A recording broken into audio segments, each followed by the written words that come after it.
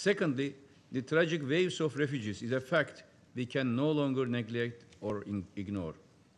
This is a global humanitarian catastrophe which we haven't seen since the Second World War. Humanitarian crises triggered by conflicts bring about serious impacts not only in the country of origin but also in its neighborhood and beyond. In the face of mass population movements, it is high time that global actions on refugee issues should be considered at the summit with particular emphasis on assisting refugees and their host countries.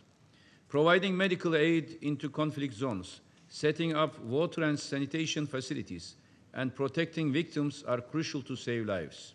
But we must all also think about how to safeguard the education and livelihoods of those who survive. This requires a holistic developmental approach. The international community should not see refugees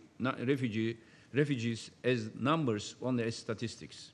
Every single number is in fact a person, forced to flee either despotism, terror, war, or effects of a natural disaster, and simply aiming to survive. We should not turn our backs to the fundamental rights of these people who cannot be held responsible for what they are going through. Otherwise, the universal values such as democracy, human rights, freedom, and peace will inevitably be the next victims to our indifference. In this context, as you all know, the biggest humanitarian crisis of such protracted nature in the present era stems from the conflict in Syria. The total number of Syrians living in Turkey has exceeded 2 million. 260,000 of them are accommodated in 25 temporary protection centers. Those in camps are provided with food, non-food items, health and education services, as well as psychological assistance, vocational training, and social activities.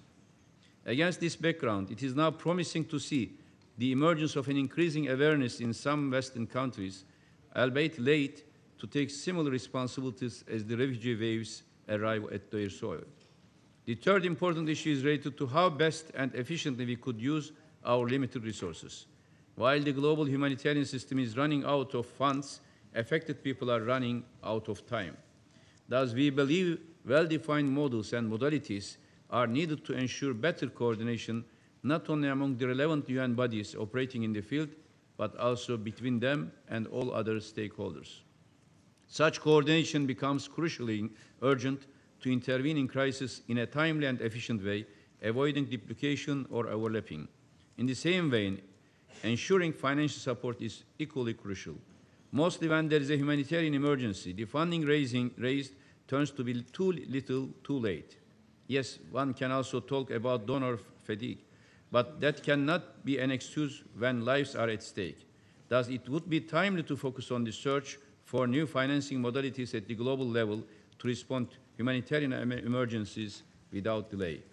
We are hopeful, as all these issues have already been discussed so far during the summit consultation process and found strong support among the stakeholders. There are many striking and useful ideas which can be championed by the member states. As the summit motto clearly reflects, it is our common humanity to save. Thus, it should be our shared responsibility to act. No nation is immune from humanitarian crisis. Thus, representing our countries at the level of heads of state or government would enable the world community to voice our common commitments for our common future for humanity. We may be members of different groups such as G7, G20, G77, etc. But this time let us come together and act as G-all, so that no kids like Aylan Kurdi face such tragedies again. It is with this sense of urgency that I call upon all members and stakeholders to support this historic process and to participate in the summit at the highest level to show our global responsibility as well as ownership for the humanity. Most welcome to Turkey next May for World Humanitarian Summit. Thank you very much.